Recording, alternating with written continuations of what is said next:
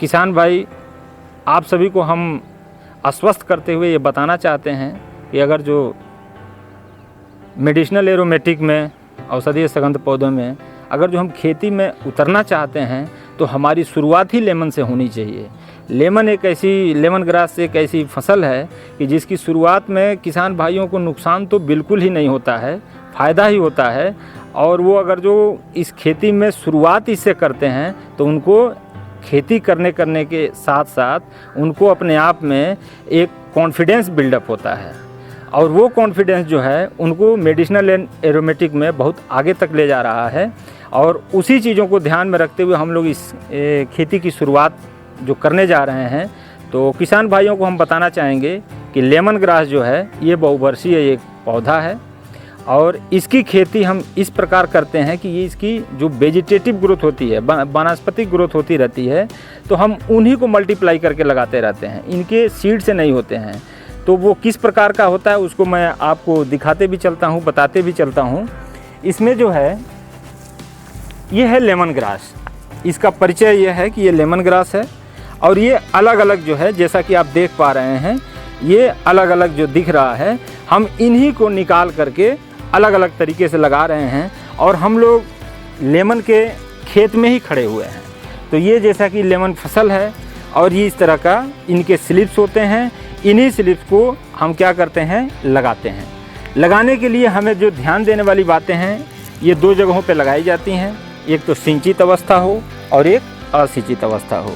उसके लिए हम क्या करते हैं कि खेत की अच्छी तरह से तैयारी कर लेते हैं। तैयारी करने में जैसे कि फसलें और कर रहे हैं, जैसे धान लगा रहे हैं, गेहूं लगा रहे हैं, तो उसी प्रकार से धान को हम छोड़ दें तो अन्य जैसे गेहूं लगा रहे हैं, तो उसी तरह से हमको खेत की तैयारी करनी होती है, जैसा कि किसान भाई को हम बताना चाह रहे हैं। और उसमें फिर इसको क्या करते हैं कि सूखे खेत में ये जो स्लिप है ये करीब करीब 3 महीने से ऊपर की होनी चाहिए। जैसा कि हम लोग जानते हैं कि इनकी बढ़वार के लिए 3 महीने से स्लिप से ऊपर की होनी चाहिए इनकी जो आयु होती है। और ये अगर जो 6 महीने की हो तो और अच्छी मानी जाती है। इन स्लिप्स को हम अलग अलग करके क्या करते हैं कि इनकी निश्चित दूरी 60 बाई 30 सेंटीमीटर पे या 50 बाई 50 सेंटीमीटर पे हम इनको लगाते हैं। लगाने का तरीका लेमन ग्रास में बहुत ही साधारण है। हम इन स्लिप्स को क्या करते हैं, लेते हैं, और स्लिप्स को हम ऊपर से, जैसा कि मैं ये बता पा रहा हूँ, आप इस हाइट से इनके टॉप्स को अलग कर लेते हैं। अब जैसा कि अब इसके हम टॉप को अगर जो हम काटेंगे किसी हंसिए से या दराती से, हम इनको पत्तियों को अलग कर लेते हैं, और अलग करने के बाद हम इनको 50 बाई 50 सेंटीमीटर की दूरी पे या 60 बाई 45 और 60 बाई 30 सेंटीमीटर की दूरी पे हम इनको लगा देते हैं। लगाते किस तरह से हैं, जैसे मिर्च है, बैगन है, आप इनकी जैसे नर्सरी की आप सोइंग करते, नर्सरी से निकाले हुए पौधे की जैसे कि लगाते हैं खेत में, उसी प्रकार लगा देंगे।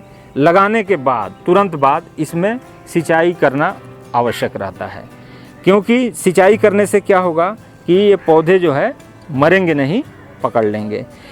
इनको लगाते समय ये भी ध्यान रखना है कि इन पौधों को केवल लगा करके इसे छोड़ नहीं देना है, अच्छी तरह ज़मीन के साथ दबा देना है ताकि पौधे गिरे ना। इनको पौधों को गिरने नहीं देना चाहिए, तो लगा करके उसको अच्छी तरह दबा देना है ज़मीन को, ताकि पौधे गिरे ना, खड़े रहें। और आप देखेंगे कि थोड़े दिनों बाद अगर जो पानी की कमी दिख रही है तो पुनः सिंचाई कर देंगे। और शुरुआती दौर में जब हम लगाते हैं, तो जब हम 50 बाई 50 सेंटीमीटर की दूरी जब रखते हैं, तो ये 40,000 पौधों की आवश्यकता 1 हेक्टेयर के लिए होती है। अब 40,000 अगर जो स्लिप किसान भाइयों के पास उपलब्ध नहीं हो पा रही है, तो उसके लिए वो क्या करें कि 4,000 से लेकर 5,000 तक का स्लिप ले लें, और वो स्लिप को वो 60 बाई 15 सेंटीमीटर की दूरी पे एक नर्सरी तौर पे लगा लें, इन्हीं को इसी प्रकार। और नर्सरी से फिर जब 3 महीने की अवस्था का जब ये स्लिप हो जाए, तो वो इस तरह से ग्रोथ दिखने लगेगी, जैसा कि हम लोग देख पा रहे हैं। ये पौधा जो है फरवरी महीने में प्लांट किया गया है, और फरवरी में प्लांट किया गया, इनकी ग्रोथ आप देख पा रहे हैं। इसी तरह से इनके विकास होंगे और टीलर्स बनेंगे। उस टीलर्स को फिर हम इनको खुदाई कर लेंगे, और जिस प्रकार मैंने बताया इनको अलग करके फिर पुनः उसी प्रकार से खेत में लगा देंगे, जिसकी दूरी हम 50 बाई 50 सेंटीमीटर पे या 60 बाई 45 या 30 सेंटीमीटर पे रखते हैं। तो उसमें क्या होगा कि उनका जो अतिरिक्त खर्च है, जो 40,000 पौधे लाने के, वो उनमें कटौती हो सकती है और किसान भाई बचत कर सकते हैं। तो ये एक उपाय है। और जो लगाने के तरीका पे हम लोग जो चर्चा किए वो तरीका सिंपल है। आप ऐसे लगाएंगे, लगाने के तुरंत बाद पानी देंगे। इसके पहले जो हम लोग प्रक्रिया करेंगे कि जैसे फर्टिलाइज़र देने हैं, खाद, उर्वरक, तो उसके लिए इसमें बहुत ज़्यादा खाद की आवश्यकता नहीं होती है कि हमें बहुत ज़्यादा खाद देने हैं। हमको खाद उतने ही देने हैं जितना हम आप गेहूं में डालते हैं। 120 किलोग्राम नाइट्रोजन, 60 किलोग्राम फास्फोरस और 60 किलोग्राम पोटास की ही आवश्यकता होती है। उससे ज़्यादा हम खाद इसमें नहीं देते हैं। और ये खाद जो है बुआई के समय फास्फोरस और पोटेशियम की मात्रा खेत में ही मिला देंगे, और जो नाइट्रोजन की मात्रा है वो आधी मात्रा खाद की हम बुआई के समय देंगे, और आधी मात्रा इसके हम 1 महीने, आधी की फिर आधी मात्रा 1 महीने बाद, और बची हुई जो खाद है वो उसके 1 महीने बाद सिंचाई के उपरांत हम देंगे खेत में एज ए टॉप ड्रेसिंग के रूप में। तो खाद भी बहुत नहीं देना है, फसल आपकी अच्छी होगी। इसके लिए बहुत अच्छी ज़मीन का सिलेक्शन भी नहीं करना है। किसान भाइयों के लिए मैं ये बताना चाहूँगा कि लेमन ग्रास है, अगर जो ज़मीन थोड़ी सी उसरीली है, जिनका पीएच मान 8 तक है, 8.5 तक है, उस ज़मीन में भी ये इसकी खेती आसानी से की जा सकती है। और उस ज़मीन में भी जो दूसरी फसल अच्छी नहीं हो पा रही है, लेकिन लेमन ग्रास जो है उसमें अच्छी ग्रोथ करेगी और उनको वही फ़ायदा देगी जिस फ़ायदे के लिए वो लगाना चाह रहे हैं। मैं बताना चाहूँगा कि ये अभी प्लांटिंग के विषय में तरीके बताए गए, उसमें चर्चा की गई। आगे की अगर जो हम इसमें देखेंगे कि इसमें ज़्यादा शुरुआती दौर में जो इंटर कल्चरल ऑपरेशंस और बीड मैनेजमेंट की है, तो उसके लिए एक निराई गुड़ाई आवश्यक होती है। कब तक? जब तक कि इन पौधों का अच्छी खासी बढ़वार ना हो जाए। तो वो जो है 1 महीने के आसपास स्थिति में इनकी हम बीडिंग करा देते हैं, और बीडिंग के बाद बीडिंग के साथ साथ अगर जो गुड़ाई करा दें तो नीचे के जो ज़मीन है तो इनके जो जड़ें फैली हुई हैं उनको प्रॉपर एयरेशन मिल जाता है, जिससे कि ग्रोथ बढ़ जाती है। और इनको जब निराई गुड़ाई हो जाती है तो इनके कल्ले बहुत तेज़ी से निकलते हैं और उन कल्लों की बढ़वार होती है। और वही कल्ले जब संख्या में ज़्यादा हो जाते हैं तो वो ज़्यादा जैसे उनमें पत्तियाँ आती हैं, और उन्हीं पत्तियों को काट करके जब हम उसको तेल निकालते हैं तो हमारी पैदावार में बढ़ोतरी दिखती है। तो हमको इन्हें क्या करना है कि इनके कल्लों के साथ साथ जो पत्तियां आती हैं तो वो किस अवस्था पे हम हार्वेस्ट करेंगे। तो पहली हार्वेस्टिंग जब हम तेल के लिए करते हैं तो पहली हार्वेस्टिंग हम कम से कम जब क्रॉप हमारी 6 महीने की हो जाती है तभी हम इनकी हार्वेस्टिंग करते हैं। 6 महीना पहले इनकी हार्वेस्टिंग नहीं कर सकते जो लगाई हुई है शुरुआती दौर की। जब हम उनको हार्वेस्ट करते हैं, हार्वेस्टिंग के बाद उसको डिस्टिलेशन यूनिट तक ले जाते हैं।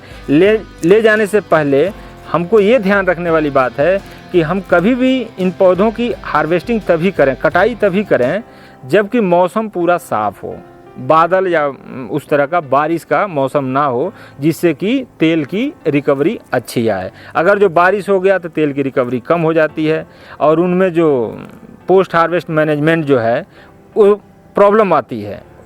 यहाँ से उठा करके डिस्टिलेशन यूनिट तक ले जाएंगे, वो भीग जाता है और अच्छे से उसका आसवन नहीं हो पाता है। तो उसके लिए हमें क्या करना है कि जब मौसम इस तरह का हो तो अवॉइड कर देना है, हार्वेस्टिंग नहीं करनी है। आगे जब हम इनकी हार्वेस्टिंग करते हैं तो ये तो पहली कटाई हुई। पहली कटाई में जो हार्वेज मिल गए, हार्वेज से आपने तेल निकाल लिया। उसके आप 3 महीने बाद फिर से इस प्रक्रिया का निरंतर जो है आप रिपीटेशन कर सकते हैं। 3 महीने बाद इसकी कटाई कर सकते हैं। लेकिन उसके पहले की चीज़ें क्या है कि जब आपने कटाई किया 6 महीने पे, तो कटाई के तुरंत बाद इसकी खेत की फील्ड की सफाई ज़रूरी है। वो आप जो उसमें खरपतवार होंगे उसको निकलवा दीजिए, एक गुड़ाई करा दीजिए, और उसके तुरंत बाद आप 1 बोरी यूरिया का जो 50 केजी है, आप 50 केजी यूरिया का इसमें 1 एकड़ के हिसाब से ब्रॉडकास्ट करा दीजिए। उसके बाद फिर ये 3 महीने बाद तैयार होगा और निरंतर देख रेख होती रहेगी। जैसी आवश्यकता हो पानी की, आप इसमें सिंचाई करते रहें। और अगर जो देखें कि जैसे ज़्यादा सूखा दिखने लग रहा है तो आपको सिंचाई करना अनिवार्य हो जाता है। ध्यान देने वाली बात ये भी रहती है कि इसमें बहुत एक्सेस पानी भी नहीं होना चाहिए कि पानी इसमें रुक रहा हो। बरसात का मौसम आए तो इस तरह का ज़मीन रहे कि पानी ड्रेन करके दूसरे खेत से बाहर निकल जाए, खेत में रुके नहीं, ठहराव ना हो पानी का। तो उससे क्या होता है कि इसकी ग्रोथ और बढ़वार निरंतर बनी रहती है और उसमें कोई रोग व्याधियाँ भी नहीं आती हैं और पौधा सूखने के चांस भी नहीं रहते हैं। तो ये जो है प्रक्रियाएं हैं जिनको हमको छोटी छोटी चीज़ों को ध्यान में रख करके खेती करनी होगी। अब आती है बात कि ये पौधा जो है 5 साल तक हार्वेस्ट कर सकते हैं। एक बार आप प्लांटिंग करेंगे तो इसको 5 साल तक हार्वेस्ट कर सकते हैं। अब 5 साल तक हार्वेस्ट करने के लिए आपको, जैसा कि मैंने बताया कि पहली कटाई 6 महीने में और 6 महीने के बाद हर 3 महीने में आप कटाई कर सकते हैं, अगर जो आपकी जो सुविधा है, सुविधा के हिसाब से। और कटाई के उपरांत जो भी प्रक्रियाएं हैं वो प्रक्रियाएं इस प्रकार हैं कि इसमें सफाई करनी है, गुड़ाई करनी है और यूरिया का टॉप ड्रेस करना है इस फसल के लिए। फिर 3 महीने बाद वही प्रक्रिया करनी है, हार्वेस्ट करना है। करने के उपरांत जो भी फर्टिलाइज़र देने की बात है तो केवल DAP आप इसमें ब्रॉडकास्ट कर सकते हैं, मात्रा वही रहेगी। और अगर जो पानी की कमी दिख रही है तो उस समय आपको सिंचाई करनी है। जल भराव स्थिति ना बने इस तरह का फील्ड की कंडीशन बनाए रखनी होगी। पानी निकासी जो है, पानी की निकासी की व्यवस्था रखनी पड़ेगी, पानी इसमें ना ठहरे, चाहे बरसात का हो चाहे सिंचाई किया हुआ हो, तो ज़मीन थोड़ा समतल रहे या ऐसा रहे कि पानी ड्रेन कर जाए। जो सिंचाई आप दे रहे हैं उतने ही पानी इसको मिले, एक्सेस पानी इसमें इकट्ठा ना हो। इस चीज़ों को हमें ध्यान रखना होगा। पैदावार की जब बात आती है तो जब पूरे 1 साल जब हम देखते हैं तो 1 साल में जब ऐसे देखेंगे तो इसकी उपज जो होगी तो सिंचित और असिंचित के लिए दोनों अलग अलग है। सिंचित दशा में आपकी पैदावार 200 से लेकर 250 किलोग्राम तेल की हो जाती है और वही जब असिंचित दशा में जाते हैं तो 100 से लेकर के 120 केजी तक तेल की पैदावार होती है, पैदावार आधी हो जाती है। जब हम इनके आय और व्यय का जब ब्यौरा देखते हैं तो आय में क्या है कि सिंचित दशा में जब आपको तेल की पैदावार ज़्यादा बढ़ी हुई है और लागत करीब 80,000 से लेकर के 90,000 के बीच में आती है, और जब आपको मुनाफा देखेंगे तो जो मार्केट रेट रहता है तेल का, वो तेल कितने में सेल हुआ, आपकी तो खर्च तो आपके मालूम हो गए कि 80,000 और 90,000 के बीच में आता है, लेकिन तेल का मार्केट क्या रहेगा, उस मार्केट से ये आपको बेनिफिट एक्चुअल पता चल पाता है। और हम लोग जैसा बता पाते हैं कि अगर जो सबसे मिनिमम रेट में भी देखें तो आपको कम से कम जो लागत निकालने के बाद 1,20,000 से लेकर 1.5 लाख तक का हर साल बेनिफिट मिलता है। लेकिन पहले साल नहीं, ये आपको दूसरी साल में मिलेगा।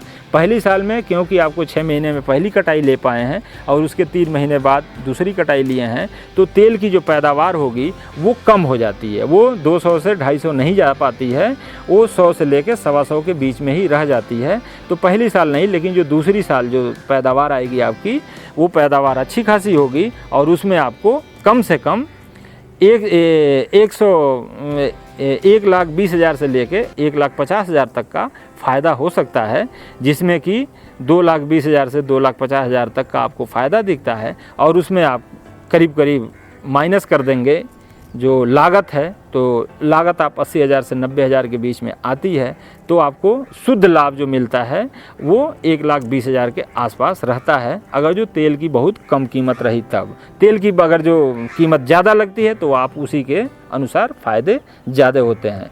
तो ये लेमन ग्रास का है और बहुत ही आसान खेती है। इस खेती में बहुत सारे मैनेजमेंट की ज़रूरत भी नहीं पड़ती है, देख रेख की ज़रूरत नहीं पड़ती है। और सबसे जो अच्छी बात ये रहती है किसान भाइयों के लिए जो बताना अनिवार्य रहता है कि ये इस फसल का किसी भी जंगली जानवर हो या पालतू जानवर हो उससे कोई नुकसान नहीं है। इसको ग्रेजिंग नहीं कर सकता, इसको खा नहीं सकता है वो, तो इसलिए उससे सबसे बड़ी सुरक्षा है। इस फसल को आप कहीं भी दूरस्थ एरिया है वहाँ भी लगा सकते हैं, आप जिस ज़मीन का उपयोग नहीं कर पा रहे हैं वहाँ लगा सकते हैं, और आप कभी कभी आप विजिट करना चाहते हैं, कोई और काम में व्यस्त हैं और इसकी देख रेख आप कम करना चाहते हैं, तो उसके लिए ये सबसे अच्छी फसल है उस सिचुएशन के लिए, आपके लिए। और आप इसकी खेती करके लाभ ले सकते हैं और उस ज़मीन का सदुपयोग कर सकते हैं, चाहे ढलुई ज़मीन हो, स्लोप पे लगा लीजिए, जैसा कि हम लोग यहाँ पे देख पा रहे हैं। और सामने जो या समतल ज़मीन हो, समतल ज़मीन पे लगा सकते हैं। पीएच मान ज़्यादा हो उसमें भी लगा सकते हैं। तो उस ज़मीन का भी उपयोग हो सकता है। और हम लोगों का जो एक तरह से किसान भाइयों से अनुरोध रहता है कि हम लोग उसको बढ़ावा देते हैं उस ज़मीन के लिए इस फसल को लगाने का, कि जहाँ पे आप दूसरी फसल आसानी से नहीं ले पा रहे हैं तो आप उस ज़मीन का चुनाव करिए। क्योंकि जिसमें आप सारी फसलें ले पा रहे हैं, जो एग्रीकल्चरल क्रॉप्स हैं उनका कल्टीवेशन कर पा रहे हैं, उसके अलावा जो ज़मीन आपके पास है जिसमें आप देखते हैं कि इसमें फसल अच्छी नहीं हो पा रही है, आप वहाँ लेमन ग्रास लगाएं। आप बागों में लेमन ग्रास लगाएं, जहाँ पे गलियारा बचा हुआ है 2 पेड़ों के बीच में और रोशनी आ रही है, आप उस जगह पे लेमन ग्रास लगाएं। तो आप इसका लेमन ग्रास लगा करके आप निश्चित ही फ़ायदा ले पाएंगे। और हम लोग आपकी जो मदद करनी है कि ये लेमन ग्रास की स्लिप की और इसकी वैरायटी की, आपकी वो जो क्वालिटी प्लांटिंग मटेरियल में, वो हम लोग पूरी तरह से सहयोग करेंगे आपका। और आपका इन्हीं सब बातों के साथ मैं धन्यवाद करूंगा कि आपको अगर जो हम लोगों से जो सहयोग लेना है तो आप डायरेक्ट संपर्क कर सकते हैं, संस्थान आ सकते हैं और इस खेती के विषय में विस्तृत जानकारी ले सकते हैं। बहुत बहुत धन्यवाद आपका। नमस्कार।